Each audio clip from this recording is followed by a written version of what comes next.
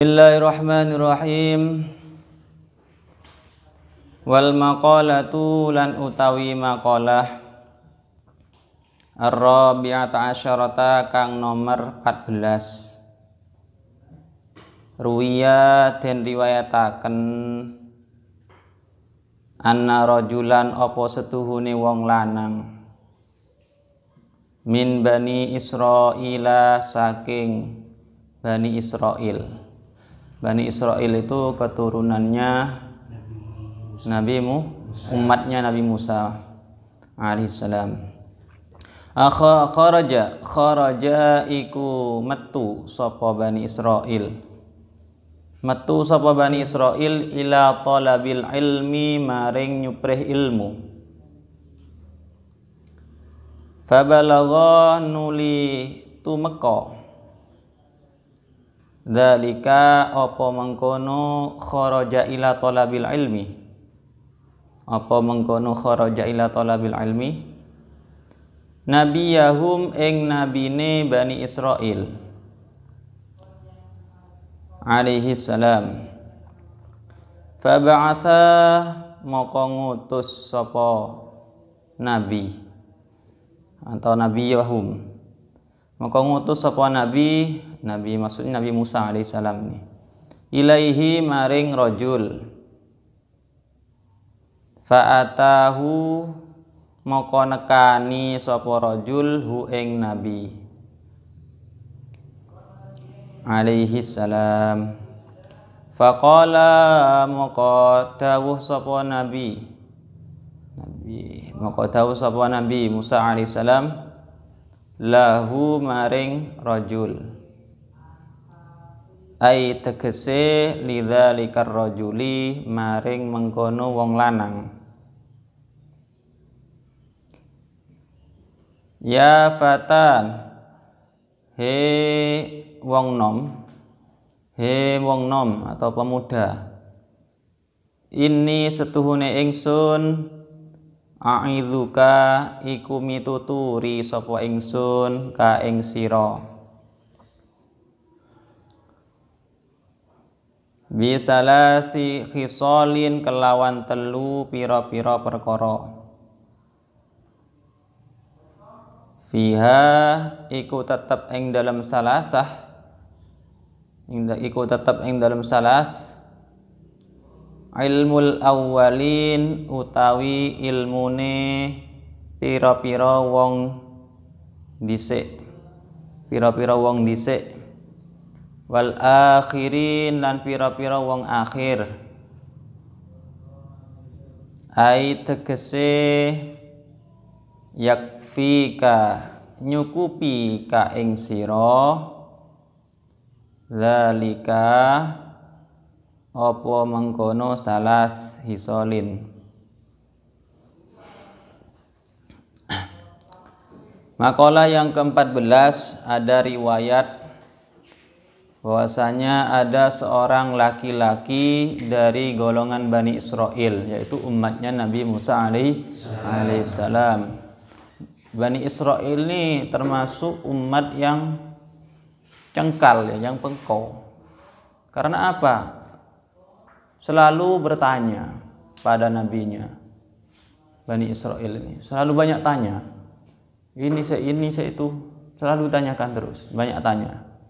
Makanya sampai ada istilah kalau orang sekarang itu banyak bertanya sama gurunya, selalu tanya saja, atau sama temannya banyak tanya. Ingat Bani Israil, diumpamakan Bani Israil karena banyak tanya terus, ya enggak selesai. Kalau banyak tanya seperti itu.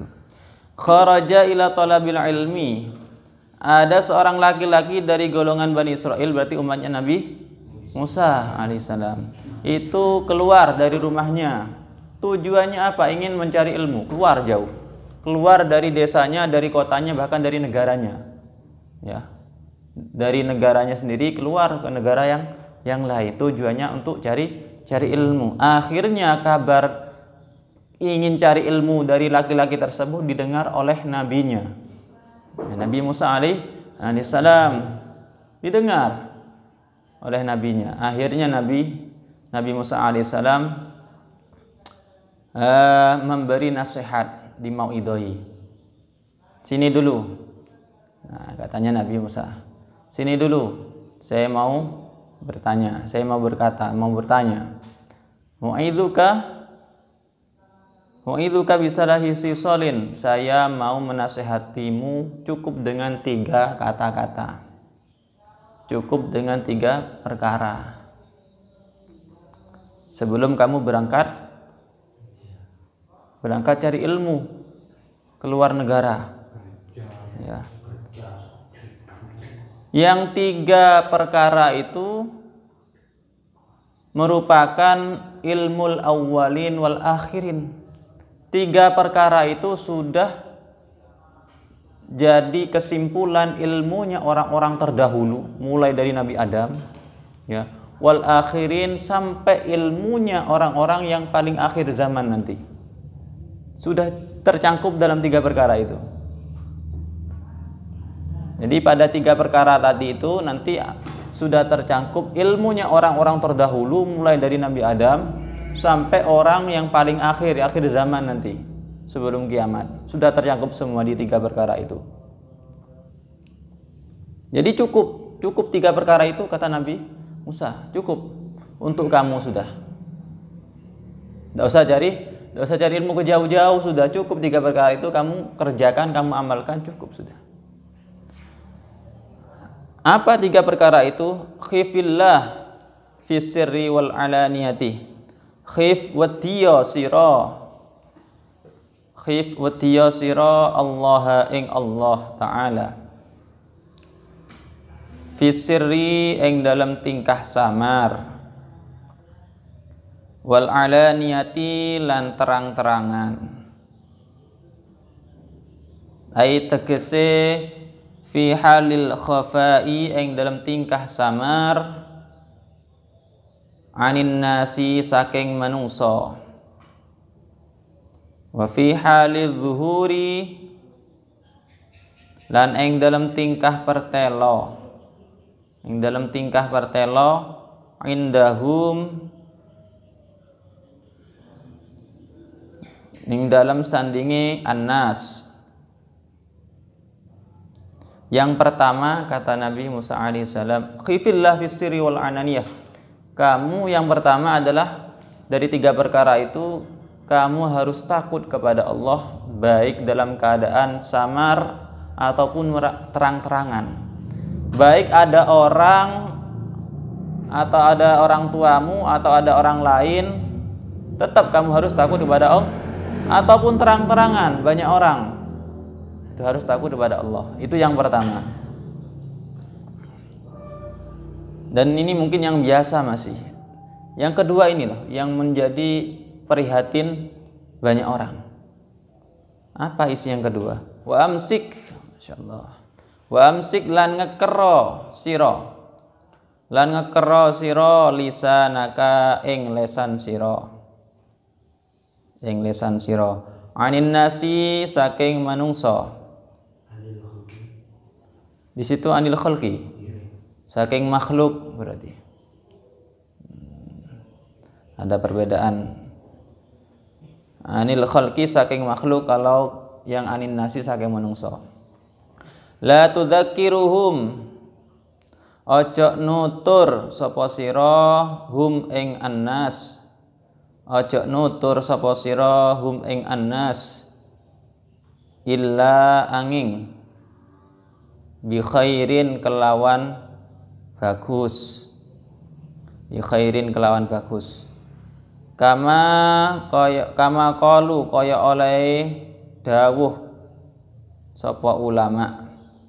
Kaya oleh dawuh sapa ulama, man utawi sapane wong Gorbala iku niti-niti Allah sapa man. Iku niti-niti Allah sapa man annasa ing manungsa. Nakhaluhu moko ngayak alus sapa man. Moko ngayak alus sapa annas hu ing man.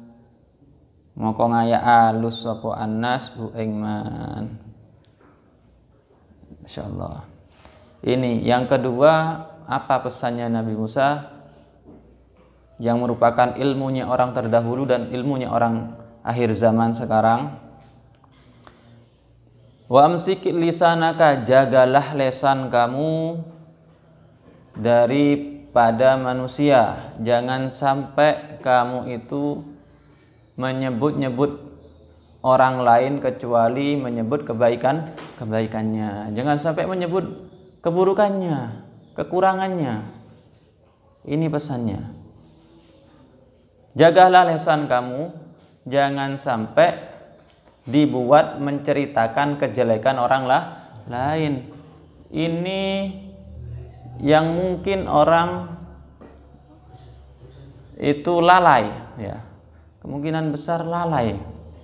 Karena apa? Biasanya yang paling banyak timbulnya dari sifat iri atau dengki. Akhirnya lahirlah kata-kata yang menjelek-jelekan orang yang diiri atau didengki. Nah, akhirnya setiap kumpul sana sini, kumpul sama orang sana orang sini, selalu berbicara, orang itu gak genah, orang itu masa seperti ini, sambil menyebutkan nama sudah. Ini sudah timbul pasti itu dari sifat iri atau dengki, pasti timbul. Makanya kalau sudah nggak bisa memegang kata-katanya, ini berarti tidak termasuk ilmunya awalin al akhirin. Jadi jangan sampai kita itu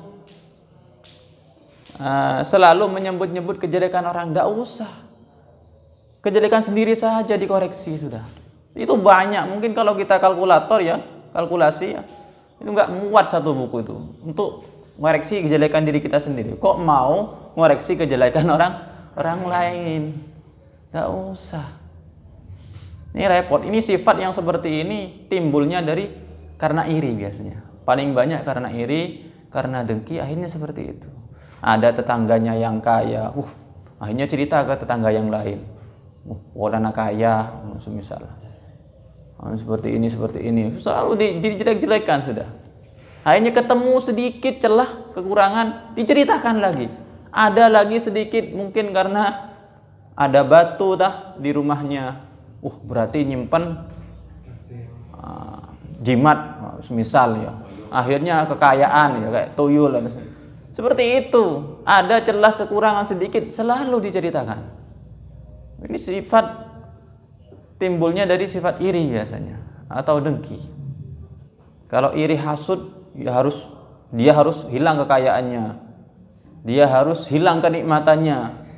Makanya berusaha sudah, mau dijelek-jelekan, mau dijatuhkan martabatnya, sudah. Terus pihak orang yang dijelek-jelekan seperti itu, semisal kita yang dijelek-jelekan, tidak usah balas, tidak usah balas. Karena apa? Allah tidak akan menjatuhkan martabat kita di sisi Allah. Tidak usah mikirin manusia, di sisi Allah. Kalau Allah tidak kehendaki, malah kita dimuliakan. Kalau kita sabar, kita tidak membalas kejelekannya, itu malah dimuliakan. Nah, kuwatal muslim, ya, sebenarnya kekuatannya muslim ini tuh terletak pada hatinya. Sebesar apa dia mampu sabar, sebesar apa dia mampu menahan kemarahan, sebesar apa dia mampu menahan membalas kemarahan orang lain. Orang lain marah kepada kita, orang lain ngamuk kepada kita.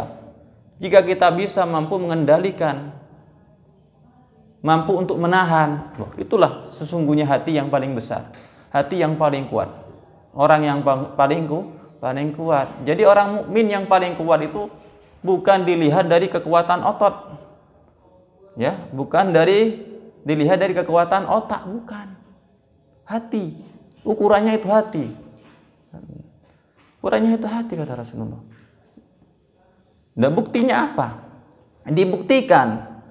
Itu di dalam salah satu keterangan itu dibuktikan.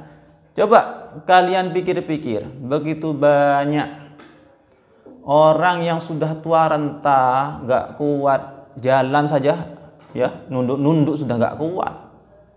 Tapi dia kuat puasa ketika Ramadan, kuat puasa, Malam masih bangun jam 2, jam 3 sholat. Bayangkan. Ini tua renta sudah. Bahkan ada yang sudah nggak bisa melihat, tapi tetap sholat malam. Kemudian sodako, kemudian siangnya puasa masih kuat. Sedangkan yang ototnya masih kuat-kuat, seger-seger, masih muda-muda, ya, umur antara 15 sampai 25 masih kuat-kuatnya, ya. Ternyata nggak mampu puasa, Ramadan nggak puasa, ada di warung, ada kaki betisnya kok masih muda. Oh ini masih anak muda ini masih. Ternyata nggak kuat puasa, bilangnya saya kalau puasa saya nggak kuat saya. Padahal tadi yang tua renta itu kuat. Ini kok bisa? Kenapa? Karena kekuatan orang mukmin itu bukan diukur dari otot, bukan diukur dari kekuatan fisik, bukan diukur dari kekuatan otak, tapi hatinya.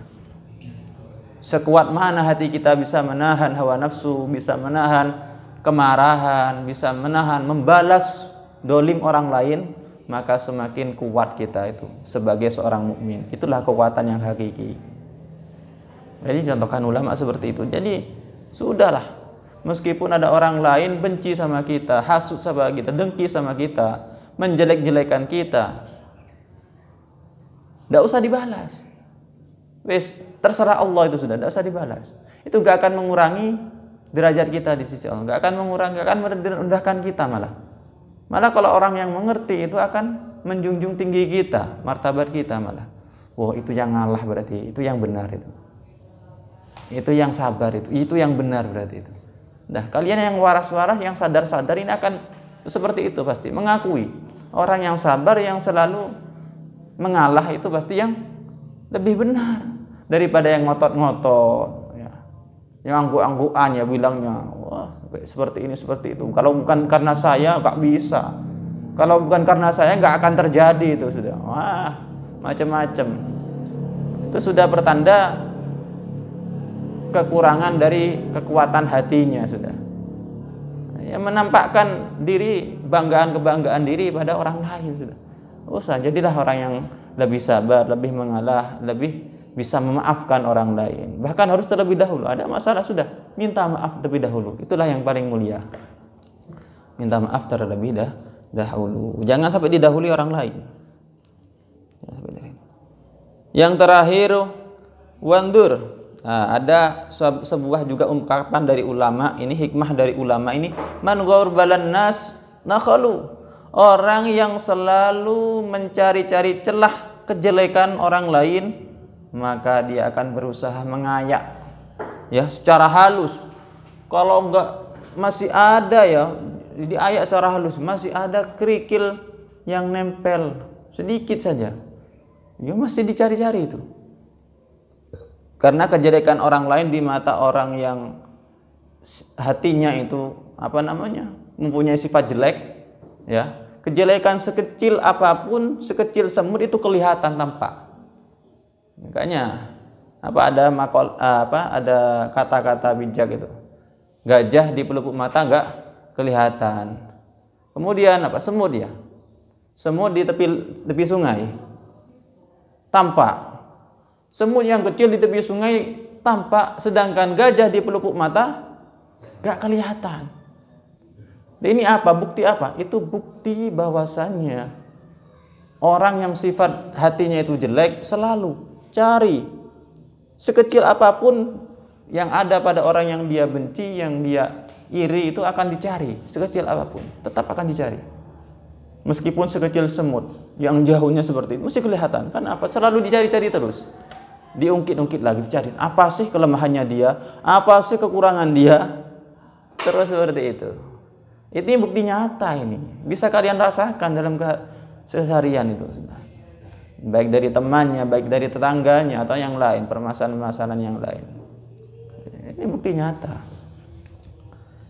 Yang terakhir, wandur lan ningalono sira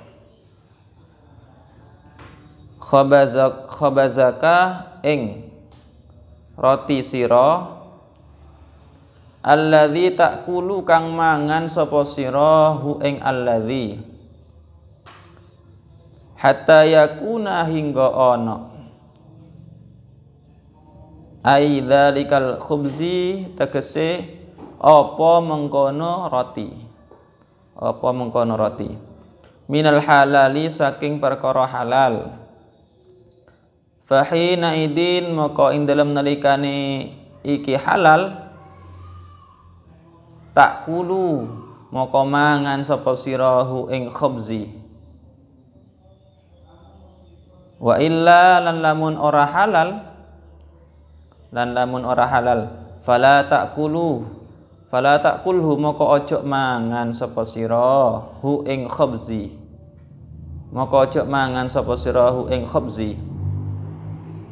famtana maka dadi kecegah al fata sapa wong nom anil khuruji saking metu ila baladin maring negara akhara kang weneh li talabil ilmi karena nyuprih ilmu. Ini yang ketiga apa? Pesan yang ketiga itu yang merupakan ilmul awwalin dan ilmul akhirin. Lihatlah roti kamu yang kamu makan. Kalau sekarang bukan roti, makanan sehari-hari apa nasi. Lihatlah nasi yang kamu makan sehari-hari itu sampai nasi atau roti yang kamu makan itu benar-benar halal. Kalau masih belum halal, belum 100% halal, jangan kamu makan. Kalau sudah benar-benar halal, makanlah itu. Kalau masih milik, kira-kira ini ragu-ragu milik tetangga, jangan dimakan dulu sampai minta izin kepada tetangganya, atau milik temannya sampai minta izin sama temannya. Kalau sudah benar-benar halal, dapat izin, baru makanlah. Ini pesannya. Karena makanan yang masuk ke perut kita itu pengaruhnya sangat besar kepada fisik kita.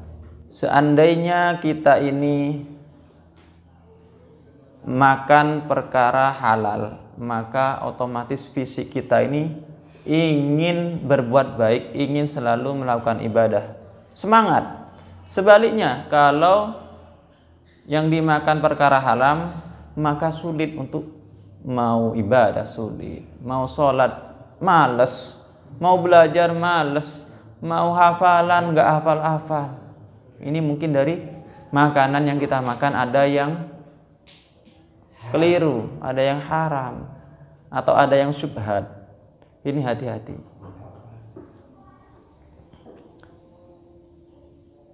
Famtana al-fata anil khuruj ila badin akhar talab ilmi. Kemudian langsung pemuda tadi itu yang mau berpamitan kepada Nabi Musa, gak jadi saya mau keluar cari ilmu, sudah cukup tiga ini.